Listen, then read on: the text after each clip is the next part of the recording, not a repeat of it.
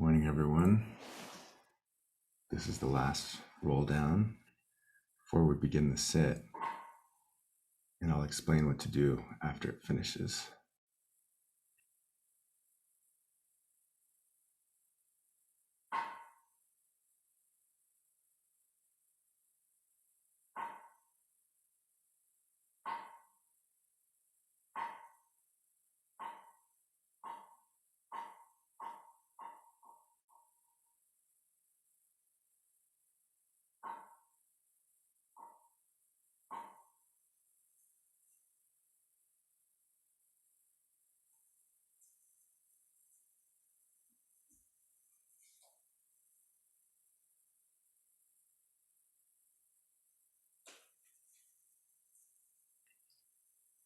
So as the Fukudo comes in to the Zendo and the Chikido is getting ready to ring the Kesu for the verse of atonement, we'll all be here in the Zendo for a verse of atonement. And then I'll open the Zendo breakout room for anyone who wants to stay in the Zendo. And then the Zendo camera will also join the breakout room. Please note that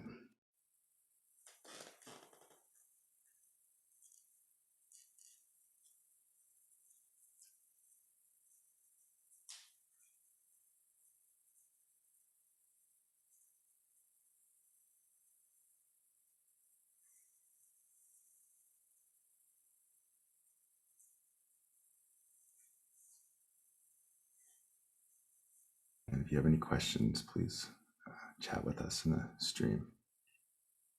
Thank you.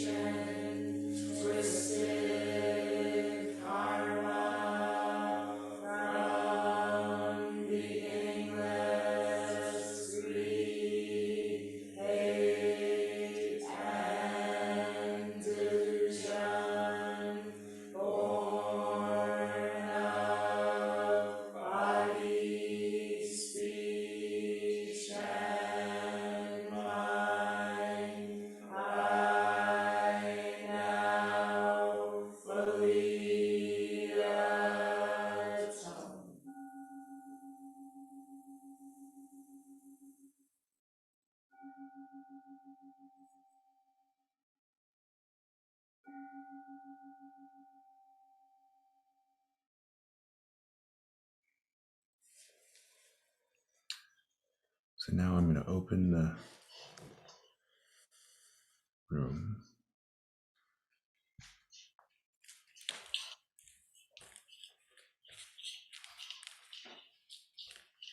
So you should see a join breakout room button if you'd like to stay in the Zendo. And Zendo is just joining us now, so they'll be going on. And then, as I said, please stay muted if you choose to go there. I'm just going to spotlight us here. Okay, so we have a limited time this morning. We have to be done in about 30 minutes, so we'll get right to it. Dainin, thank you so much. Thank you. Welcome, everyone. So we have a abbreviated meditation instructions this morning. Usually we have a whole hour, but today we have 30 minutes.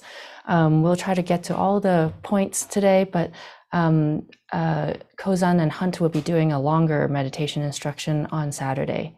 But I just really, really want to warmly welcome you to the practice period. I always say this, but it's so inspiring to see everybody here. I'm going to put myself on gallery view to see all of you. If you want to turn on your videos, a lot of you have that on. Oh, so great to see you all in your rooms. Hi. Like Kozan said last night, it's not that easy to do. You have something that came up here, signed out of your account from different. It's okay. Okay, it's we're privileged here to be able to do practice periods together in the Zendo with the structure, with no distraction. All our meals are cooked for us, and we're just here to do this, and that is beautiful. But it's so inspiring to see that you are all doing it at home with all the maybe distractions or support that you get from your home situation. Sign out of your account. Can you take off gallery view, because that's going to be okay, sorry. It was everybody's seeing my view of gallery view apparently. So good to see you. I still see like 10 of you on top, and just so inspiring to see all of you in your own homes. I see Helen, you have Roshi's painting behind you, and I see Kim and Mary, and then all of you. Now I can't see all of you, but so great to see you. So we have about 25 minutes or so. So I just wanted to go through some basic meditation instructions to help us with just sitting. So what is Zazen? Some of you are new to Zazen. Actually, I would love to just see who is brand new. I'm going to put it on gallery view for just 5 seconds, okay? Okay. Is anybody here brand new to Zazen? Wow, Barbara and Laura. And there are a few others. It's so inspiring, and what an honor for me to be here for all those of you who are just starting to sit. What a beautiful beginning, and welcome to coming into practice period, being brand new. That's so great. So just going through some basic instructions of sitting meditation, and we're going to have a small guided meditation as well. And then if you still have questions, there'll be hopefully 5 minutes for questions.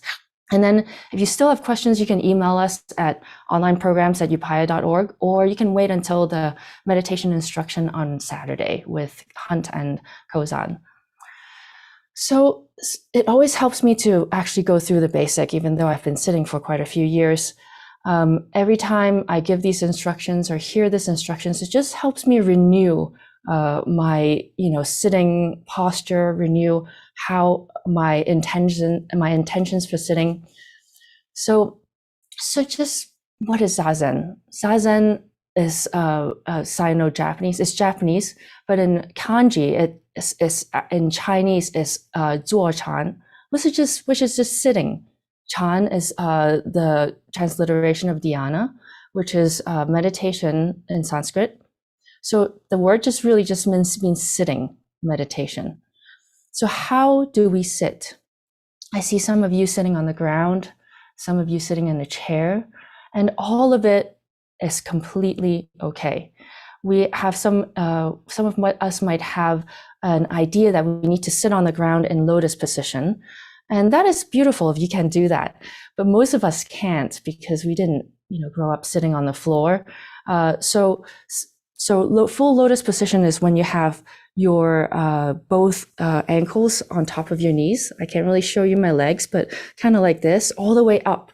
I can't do that because most of us my knees can't do that. Then half lotus is actually having one ankle on top and the other one on the ground. I also actually can't do that. So I sit in Burmese, which is one ankle in front of the other, both on the ground. But what's most important about the sitting position really is actually having a tripod, a very stable base. Whatever you do, you really want your knees be touching the ground. If you find that your knees are actually above the ground, you'll need to actually get a higher seat or some kind of support for your knees so that you can have your seat and then your knees be a tripod so that you can be completely grounded. You don't want to be ungrounded when you're sitting. The other options would be to sit on a bench, a meditation bench, which you can have your legs folded underneath you. I do that actually when we're sitting a lot. I usually sit in Burmese with one ankle in front of the other. But when I'm doing a session or having a lot of sits, I rotate between that and a sitting bench so that I can have my body move a little, like to have different positions so that I'll have less pain. So you could try that, and they sell them, anywhere on the internet. You can just look for meditation bench. Of course, the other position is to sit on a chair. And that's completely fine if that's what your body needs. But what's important when you sit in a chair, for me or for anybody, is to actually sit in the front of the chair, like the front half or front third, if you can do it. Of course, if your body doesn't allow that, and if you need to lean back, that's okay too. But what we really want to engender in our sitting position is an upright, a dignified position where we can be alert and relaxed at the same time. I find that if I, lean back in my chair, it's really hard for me to be alert. Maybe you can do it if your body needs to do that. But if you can, sit in the front half of your chair, your feet on the ground, and with all the sitting positions, you want your back to be upright, in a natural, relaxed position where your spine is an S curve. The lower part of your spine should be curved in, and then the upper back part of your spine should be curved out, just in a natural S curve, so that your head can just rest on your spine and you can be alert and be in what Roshi called strong back, soft front, a dignified position where we can really be alert but also be relaxed. So that's the sitting position. The eyes, I'll go through quickly. In our tradition in Soto-sen, we have our eyes hooded, slightly open, looking down on the ground in front of you. Not completely open, but not completely closed. This might be a little strange for you if you came from a different position where you have your eyes closed. And that's what happened to me at first too. I was a little resistant to it, but just try it. The reason for that is that we want to include the world. We're a part of the world, but we're also not completely attached to what's going on outside. And also we don't have our eyes closed so that we're just absorbed in our internal experience and not be connected with the rest of the world. So we're just having our eyes slightly open, looking in front of us, and in hopefully somewhere where things are not moving.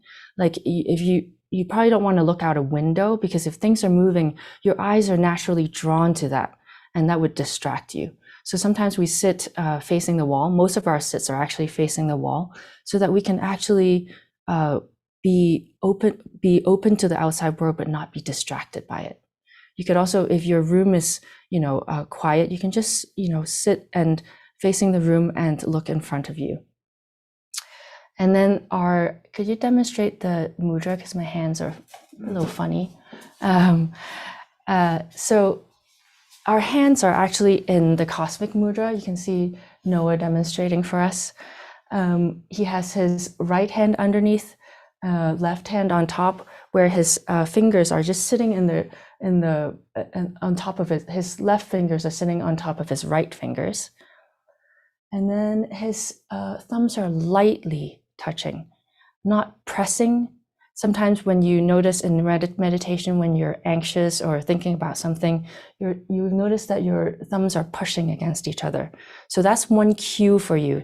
Your body is reflecting your mind. Or if you're too relaxed, like falling asleep, your mudra might droop. So that's one cue for us to relate our mind with our body. So it's just lightly touching in front of our hara, which is right underneath our belly button.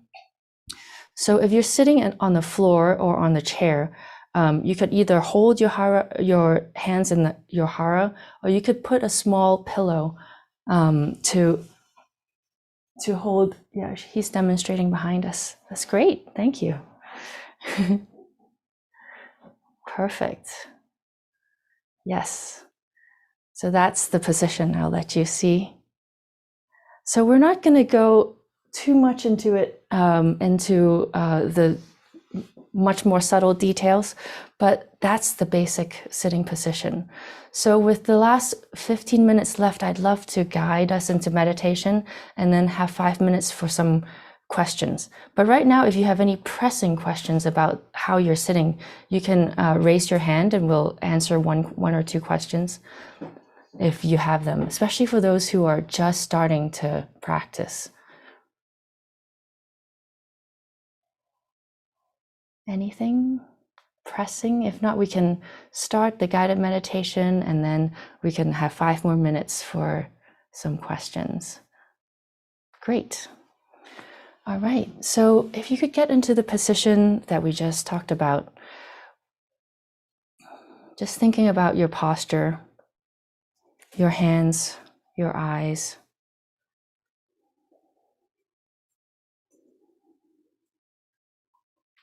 Settling into your seat with your eyes hooded, mildly open, looking in front of you.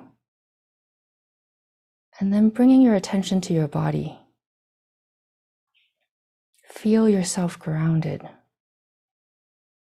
in a dignified and open position. Strong back, soft front, both alert and relaxed at the same time. Feeling your seat on whatever you're sitting on,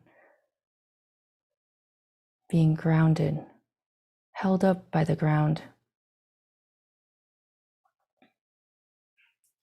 And then bring your attention to your breath.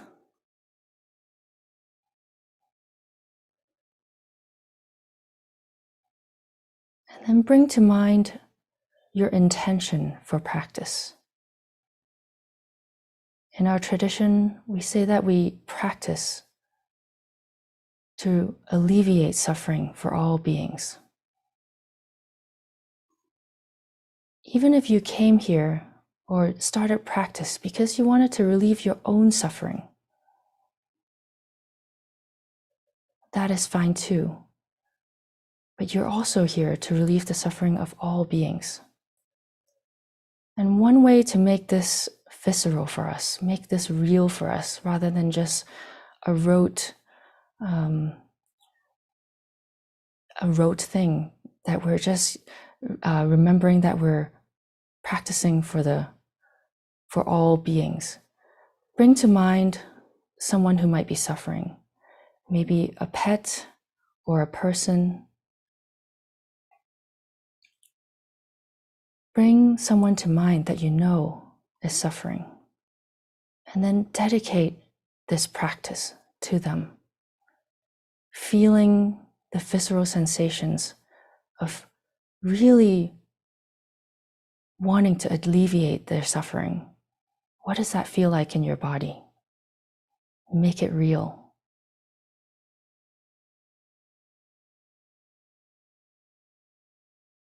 And then let that feeling perfume your practice.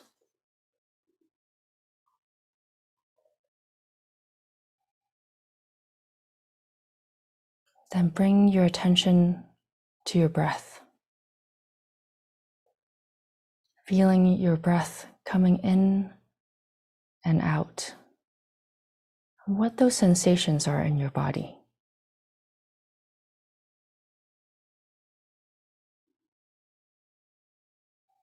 The coolness of your breath entering through your nose, expanding your chest and your belly, and then the slightly warmed air coming out.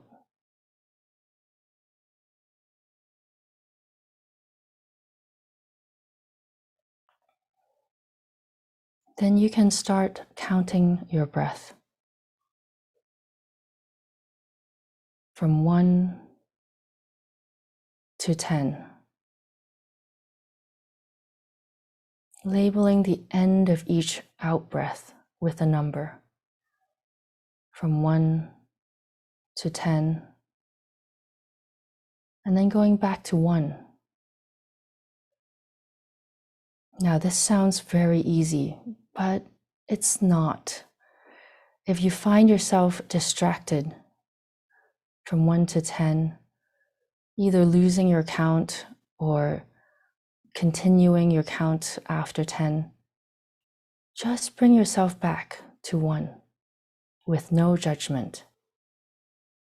And it's totally normal to get distracted. Just notice when you do and bring yourself back with no judgment.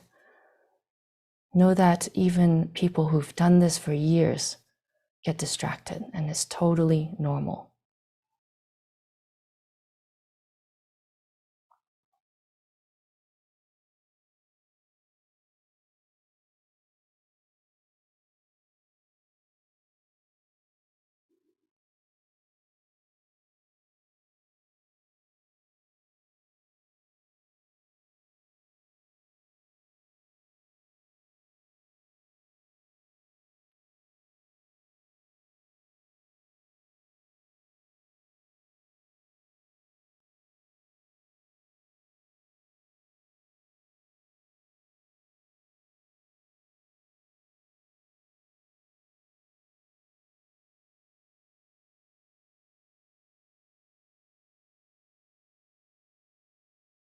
As you label the end of each breath, each out breath with a number, you're letting go of that breath and that moment, and then welcoming the next breath and the next moment.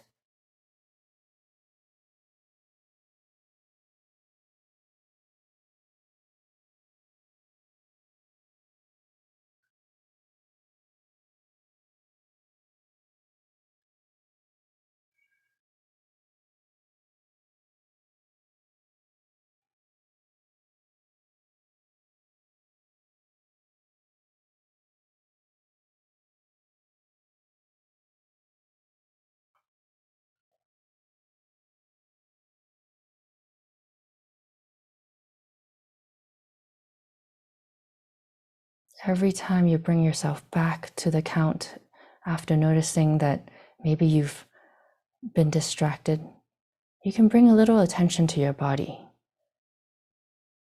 What is your posture doing? Maybe your mudra is a little tight. You can let go and adjust a little bit. Maybe your back has let go of the S curve. For me, whenever I get too relaxed or get drowsy, my lower back loses the S curve. So you can just gently bring yourself back to an upright position, strong back, soft front, and then resume the count. Noticing the coming and going of each breath and each moment with the count of each breath.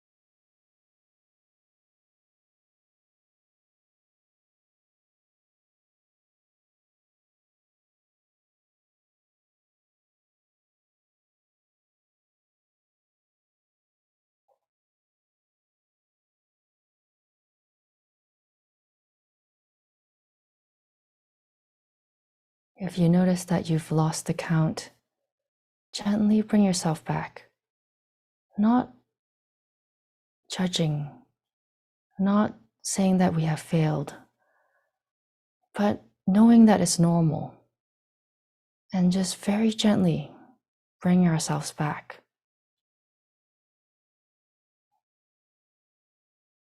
Noticing the coming and going of each breath by counting.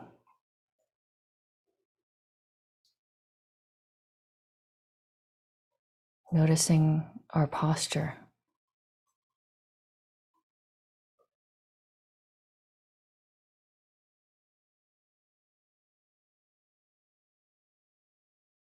Knowing that our mind makes thoughts and it's completely normal. We just don't get attached to the thoughts. Or if we do, we bring ourselves back.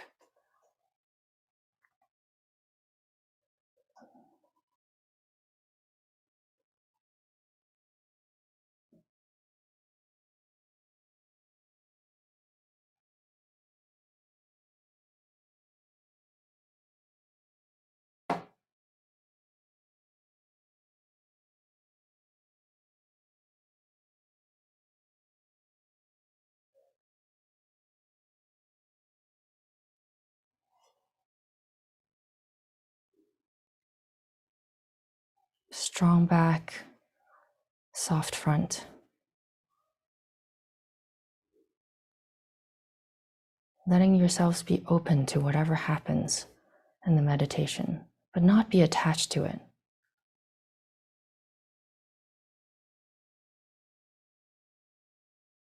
Just bringing yourself gently back to your breath over and over again with no judgment.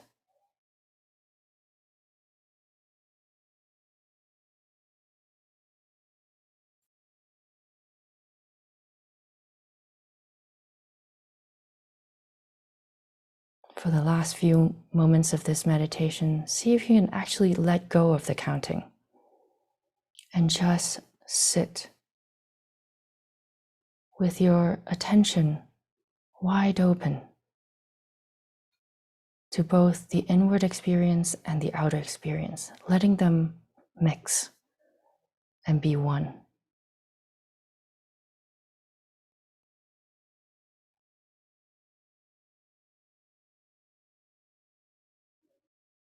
Just sitting in your posture of dignity.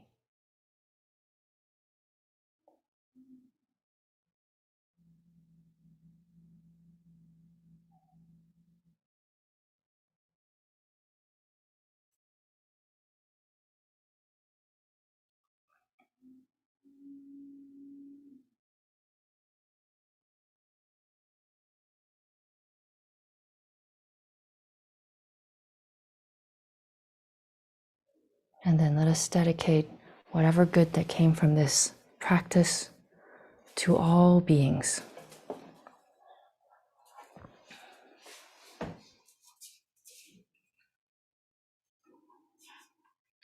Thank you so much for practicing with me, especially all of those who are brand new to Zazen.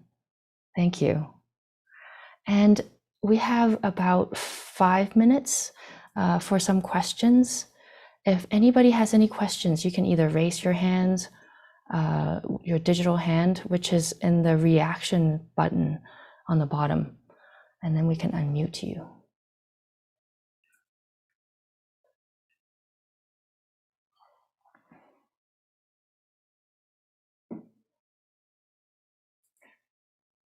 Okay. Danica, let me unmute you. I apologize. I had typed it in the chat. Okay. Good morning. I was just wondering what the name of the mudra and the meaning behind it was. It's the Cosmic Mudra. The meaning behind it, there's a lot of esoteric meanings behind it, which we won't go into. But what we really want to exemplify with the mudra really is a sense of uprightness and a sense of togetherness. You can say one hand is wisdom, one hand is compassion, and then bringing them together in front of our hara, which is where we want to breathe from. It would take a lot of time to go through all the subtleties, but why don't you email us and then we'll send you something about it. Does that sound good?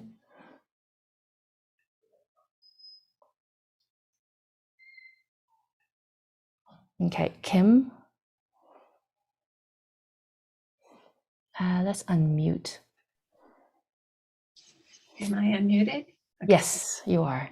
My question has to do with the struggle to keep my eyes hooded when I really do want them to be closed, because going inward feels right for practice. So can you just talk a little bit and help nudge me over to that? I did half and half today.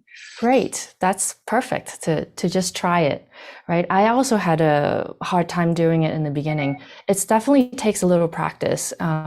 It's not something that most people can do immediately. So it's good that you did half of it like that. I think it's a different philosophy in meditation. I also used to have my eyes closed a lot. And it's okay sometimes if if that's really the right thing to do, but I would try to have them slightly open. Like I said, you want to be connected with the world around us. We're not just closed off to our own personal experience, because we're really practicing for the good of all beings, right? If we're completely closed off to ourselves, we sometimes kind of forget that. It just takes a little practice to relax your eyes. Sometimes our eyes gets too tight, so they want to either blink or close our eyes. So it just takes practice and maybe just doing it over and over again. It's really helped me. I want to say my personal experience is that it's really helped me connect my practice with my intention of wanting to serve all beings. Because if not, I would just be closed and I'm in my own little world in there. Yes, I want to feel better. I want to have less stress. But really my bigger intention is to connect with the world. So that itself really helps me do that. Does that make any sense, Kim? It makes great sense. Okay. Makes great sense. And just practice. And sometimes your eyes might want to close for a bit, and that's okay. But see if you can just practice doing it, as you go along, and see what happens. It's all an experiment. Thank you. Thank you, Marga. My question is sort of in follow up to the most recent. How does that pair well with sitting towards a wall? If the intention of the hooded eyes is to bring the outside world in, that's not much of the world. It's still a lot more it's still a lot more than having our eyes closed. You're still letting in light. You're still letting in. Your ears are still open. Your body is still feeling. It's just that our eyes, our vision, we're so normally attached to it. And when we have our eyes closed, it just really brings us into our own internal experience. Even if you have your eyes open and looking at the wall, you can try it. It just still brings a completely different experience to your meditation, because it's not just an inward kind of experience. That's what I experienced, but you can try it and see. We don't want to be looking at something that's really active and have it be distracting to our meditation either. But even just letting some light in through our eyes changes, for me, the whole experience. So just try it and let us know. Jamie? Hi, good morning. Can you hear me? Yes. Thanks. I'm curious about more information about breathing. Are we going only through our nose? Are we only observing, not controlling? So if you can elaborate more, please. Thanks. Yeah. Inhaling and exhaling through the nose. Yeah, I inhaling and exhaling through our nose, and not controlling. sometimes, we want to control it and make our breaths a little bit longer if we're really anxious. And that's okay. If you notice that you're breathing really shallowly, you can, try to ground your body and, try to elongate your breath a little bit just so you can settle. But you don't want to be controlling too much. You just want to notice and noticing. And then even if you, without controlling, once you just notice and settle in and count your breath, you'll notice actually that your breath will actually get softer and longer and more subtle as you go along. Your body just reacts to your, just responds to how your state in your mind. So you don't really need to control it because it'll automatically settle once your mind settles. Does that make sense? Yep. Great. Thanks. Thank you. Charles Lee? Unmute, yes. Oh, yes, thanks. Thanks. Thank you for the instruction. I have another question regarding vision and seeing. So I too had difficulty keeping my eyes open. In fact, it was easier to keep my eyes just open, staring at the wall, rather than hooded. They tend to kind of flutter a lot. Yeah. And so question I had was kind of how open is okay? I mean, versus hooded. And then also, I noticed, at times, I was focused on the wall. I could actually see, the paint on the wall. And other times, kind of a very blurred vision, I guess. Is there guidance on whether, things should be in focus or blurred? Yeah, totally. Great question. Yeah, we actually just want our eyes open to let in the light without really focusing on a certain spot. But because of how our eyes work, it'll probably be automatically drawn to something in front of us that has high contrast, like, a spot on the wall. And that's fine, but we're not trying to analyze the spot on the wall. We're just trying to let the light in just a little bit, just to like a blurred vision is totally fine because you're just really letting the world in without really focusing on one spot. As far as the hoodedness, it is kind of odd to have our eyes hooded, right? If you think about it, we normally either have our eyes completely open or our eyes completely closed. So there's a little bit of a muscle learning, a muscle memory to it. And it's totally fine if it feels weird at first. You can just have your eyes naturally open. And then as just like we were talking about before, as your eyes relax, as your mind relax, as you get deeper into the meditation, you will notice your eyes might automatically become more hooded. It becomes an automatic thing where you're just relaxed. Your eyes are are open and unfocused, and it'll automatically become hooded. So don't worry too much about it in the beginning. I would just have your eyes naturally open and then just see what happens as you settled in. Don't worry too much about it at first and just letting yourself settle into the meditation. Very quickly. Yeah? Noah? They've already started, so okay. Let's just see what Sharon has to say. Okay, just one more question, Sharon, and they've already started, so we're gonna have to go soon. It's about vision again, and just struggling with that. But since we're over time, I will just go with the instructions already given. Great. With it.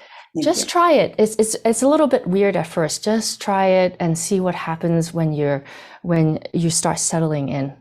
And then we'll have another instructions on Saturday, and then we can have more questions about that.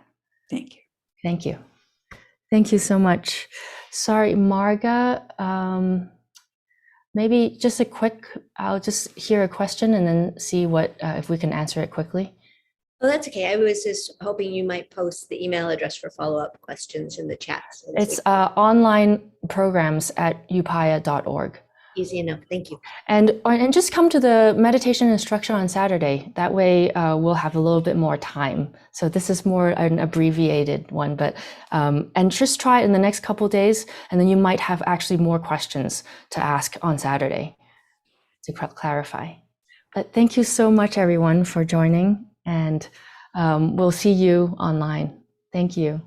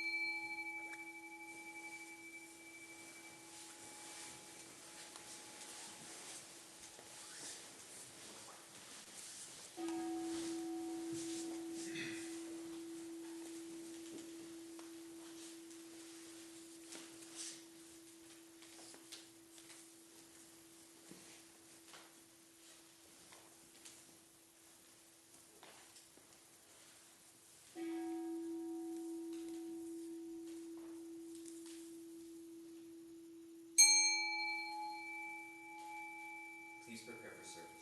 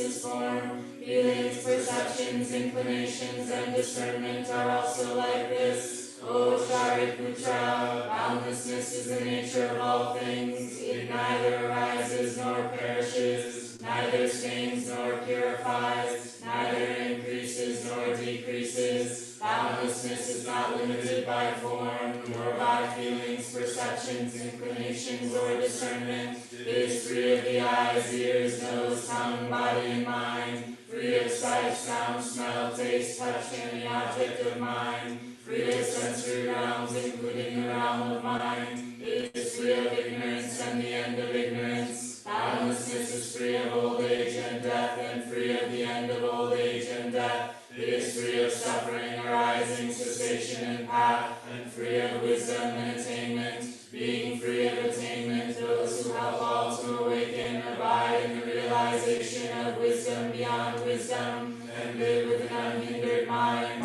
Without hindrance, the mind has no fear. Free from confusion, those who lead all to liberation embody profound serenity. All those in the past, present, and future who realize wisdom beyond wisdom manifest unsurpassable and thorough awakening. Know that realizing wisdom beyond wisdom is no other than this wondrous mantra, luminous, unequaled, and supreme. It relieves all suffering, it is genuine, not illusory. So set forth this mantra of realizing wisdom beyond wisdom. Set forth this mantra that says, Gate, Gate, Para, Gate, Parasam, Gate, Bodhi, Swaha. The absolute light, luminous throughout the whole universe, unfathomable excellence penetrating everywhere. Whenever this devoted invocation is sent forth, it is perceived and subtly answered. Having chanted the sutra on the heart of realizing wisdom beyond wisdom, we offer the merit generated thereby to the great master Shakyamuni Buddha, the all-pervading and everlasting three treasures, all our arhats and bodhisattva mahasattvas and their relations throughout the Dharma worlds. We offer this effort to all beings throughout space and time. May our sincere vows to accomplish the Buddha way be realized together. All Buddhas throughout space and time. All bodhisattva mahasattvas, wisdom beyond wisdom, Maha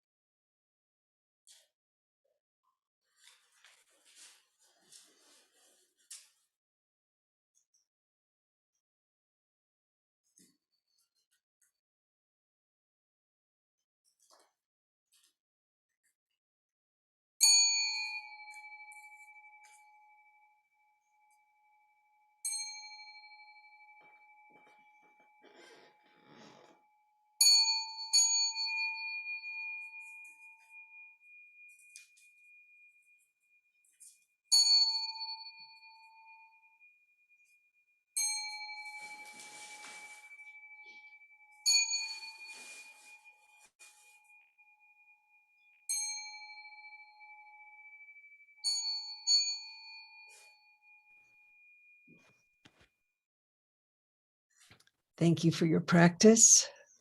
Our residents and guests will now enjoy breakfast, and we will return to our online community at 11 Mountain Time. And I encourage you during this time, whether you're eating or doing samu, doing work practice, to sustain this quality of presence and mindfulness. Thank you.